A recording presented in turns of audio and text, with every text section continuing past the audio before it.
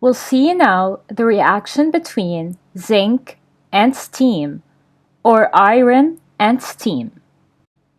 Here we have this tube containing mineral wool soaked in water.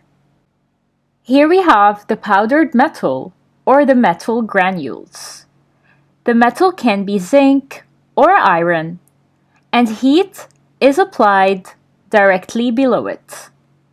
This tube is connected to another tube in which hydrogen gas is obtained, and it is placed in cold water. Similar to that of magnesium, we apply heat below the metal granules.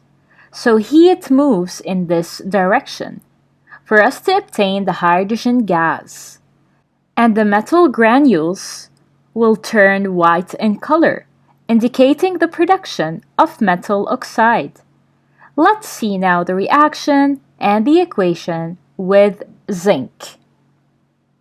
Zinc oxide is formed. This is yellow when it is hot, but white on cooling.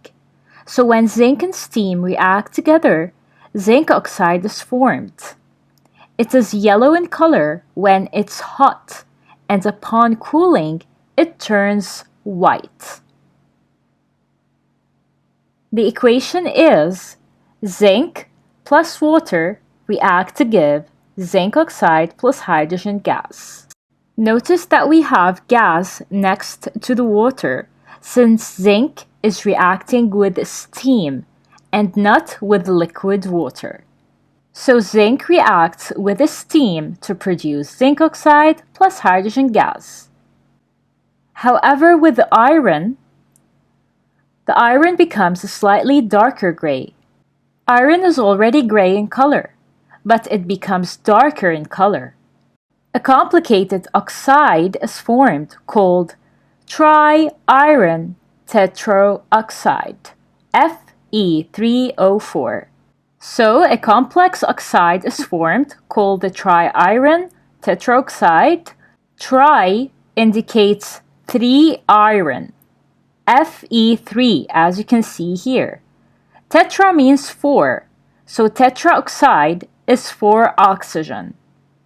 So iron reacts with the steam to produce iron oxide plus hydrogen gas.